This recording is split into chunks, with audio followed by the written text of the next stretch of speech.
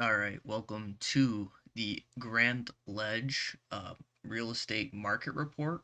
I'm going to run you through some of the statistics and the performance of the Grand Ledge real estate market for the year of 2020 and compare it to how it was in the prior year to sort of get an idea of where we are and maybe a little bit of where we are even headed for Grand Ledge so that we might be able to make some predictions for 2021. So this first item that we're looking at is the number of closed sales in the area of Grand Ledge. You can see here at the bottom where we're tracking the years from 2016 all the way to 2020.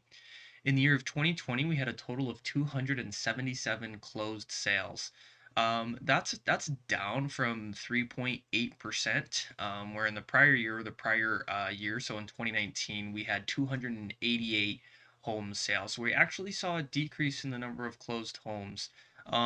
Obviously, though, 2019, that was a huge jump from where we were in 2018, and even a little bit there in 2017. So it's not uncommon here that we might have this little peak. I think the question is, and that we'll have to look at, is it any cause for concern? Is there anything to be worried about moving into the future, into 2021? Are we going to continue to see this downward trend? Let's look at some of the indicators to maybe figure out how the real estate market may be performing overall. So here in 2020, our actual median sale price, there is no change. In the prior period, we were also at 225,000 in the median sale price.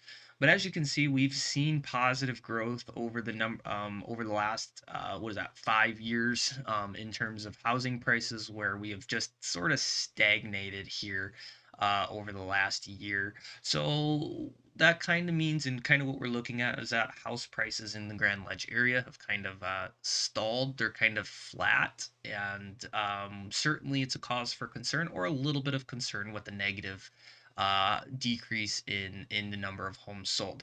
However, that's not necessarily indicative of being unable to see prices go up, because as long as if supply decreases and demand decreases both at the same time, it is still possible that demand could outpace supply, which would cause our house prices and our median house prices to go up. And we're certainly seeing that in other markets, because this is an indicator of our supply and demand days on the market. As you can see, our days on market is dramatically decreasing and has decreased. We're down 16% over the year. So while we haven't really seen prices per se go up, maybe in Grand Ledge, houses are certainly sold much faster than they were. So we'll look at this absorption rate. If we can here, look at it by month, just to give us an indicator. And we're seeing this absorption rate decrease. Now, a balanced market is typically around 5 to 6, and that's about where we were in 2016. But we're all the way down here in 2010. We're all the way down to 0.7. That means that given our current inventory and current sales rate, it would take us zero point 0.7 months to get all of the homes sold that are currently on the market in Grand Ledge.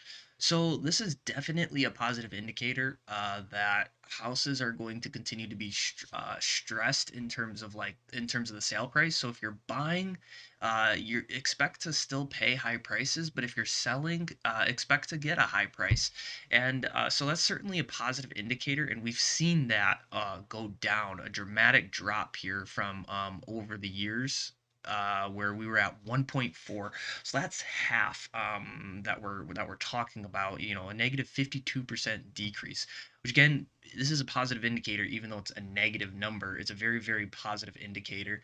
So just looking at those two metrics, we're sort of seeing a balance here, or where we're seeing less houses sell, but it appears that houses are selling faster and demand still is outstripping supply, and that is going to continue to cause some price increases. And so while we haven't seen that, or while we didn't see that in the data within the median sale price, I think on an individual basis, you're certainly going to see more positive indicators in terms of what you're able to sell your home for.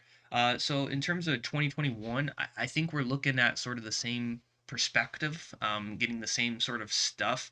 It's just going to be about how the economic factors are going to be played out here in 2021 in terms of unemployment rates, how we are responding to COVID and relief and stimulus packages, as well as the influence that the Federal Reserve is going to have on interest rates and how affordable mortgages continue to be. So that concludes our video on the real estate market for Grand Ledge. Be sure to like or subscribe so that we can create more videos like this. If you want to know more about the Grand Ledge real estate market, reach out to us personally and we'd be happy to help you.